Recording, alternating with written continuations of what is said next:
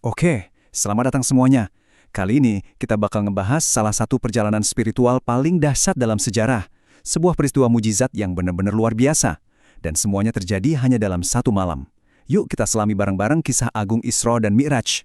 Yang menarik nih, kisah super keren ini ternyata nggak dimulai dengan keajaiban. Justru sebaliknya, ini berawal dari sebuah masa-masa yang penuh penderitaan.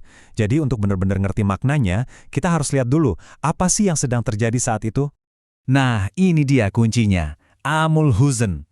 Kalau diartiin langsung ya, tahun kesedihan.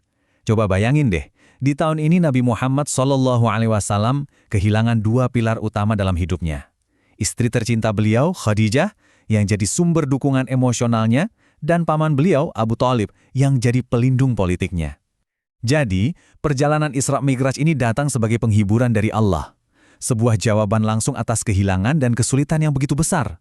Nah, dari titik terendah inilah kita beralih ke bagian pertama dari mukjizat ini, yaitu Isra.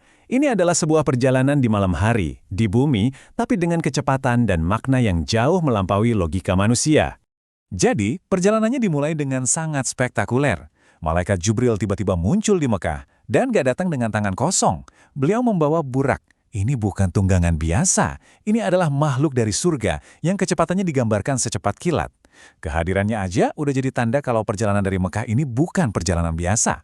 Nah, ini bagian yang bikin kita mikir. Jarak antara Mekah dan Yerusalem di zaman itu, normalnya butuh waktu berbulan-bulan loh buat ditempuh. Tapi, dengan kuasa Allah, perjalanan ini selesai cuma dalam sebagian kecil malam. Ini benar-benar nunjukin betapa mustahilnya peristiwa ini, kalau cuma dilihat dari kacamata kita sebagai manusia. Dan disinilah terjadi momen yang simbolis banget. Sesampainya di Masjidil Aqsa, Nabi Muhammad SAW bukan cuma jadi tamu. Beliau justru menjadi imam sholat untuk para nabi-nabi terdahulu. Ada Nabi Ibrahim, Nabi Musa, Nabi Isa, semua menjadi makmum di belakang beliau. Ini seperti penegasan posisi beliau sebagai penutup dari seluruh rangkaian kenabian. Oke, perjalanan di bumi udah selesai. Sekarang kita lanjut. Dari Yerusalem, dimulailah bagian kedua yang jauh lebih menakjubkan lagi, yaitu Mi'raj. Ini adalah kenaikan secara fisik menembus lapisan-lapisan langit. Di sini kita bisa lihat rutenya. Ditemani malaikat Jibril, Nabi Muhammad SAW naik melalui 7 lapis langit. Di setiap tingkatnya, seperti yang kalian lihat, beliau bertemu dengan para nabi pendahulunya. Ini kayak membangun sebuah perjalanan menuju puncak, ke sebuah tujuan akhir yang belum pernah dicapai oleh makhluk manapun sebelumnya. Puncak dari seluruh perjalanan ini adalah ketika beliau mencapai Sidratul Muntaha. Ini adalah sebuah batas yang bahkan malaikat Jibril sekalipun gak bisa melewatinya. Dan disinilah, di tempat yang paling mulia ini, Nabi Muhammad SAW menerima perintah langsung dari Allah. Coba bayangin beban dari perintah awal ini. Awalnya, Allah mewajibkan umat Islam untuk sholat sebanyak 50 kali setiap hari. 50 kali! Berat banget kan kedengarannya? Disinilah terjadi percakapan yang sangat krusial. Dalam perjalanan turun, Nabi Musa, dengan semua pengalamannya, ngasih nasihat ke Nabi Muhammad. Beliau bilang, coba deh balik lagi ke Tuhanmu, minta keringanan, umatmu gak akan kuat. Ini momen solidaritas antar Nabi yang luar biasa banget.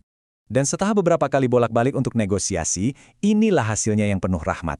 Kewajiban sholat dikurangi menjadi hanya 5 waktu sehari. Tapi, dan ini yang paling keren, Allah janji pahalanya akan tetap dihitung setara dengan 50 sholat.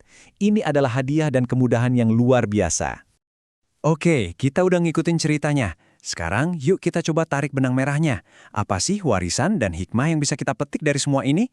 Kenapa peristiwa ini begitu penting buat kita? Jadi intinya gini. Peristiwa ini adalah bukti nyata kalau kekuasaan Allah itu nggak ada batasnya. Ini juga jadi penghiburan langsung dari langit untuk Nabi setelah melewati masa-masa yang berat. Dan yang paling penting, ini menegaskan posisi sholat sebagai pilar utama agama kita. Hadiah komunikasi langsung dengan Tuhan. Tentu aja, ini juga jadi ujian mendasar bagi keimanan kita pada hal-hal yang gaib. Sebagai penutup, coba deh kita renungkan pertanyaan ini.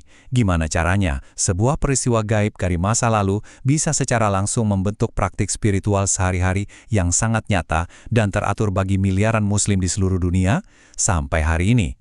Nah, itu sesuatu yang menarik untuk kita pikirkan bersama.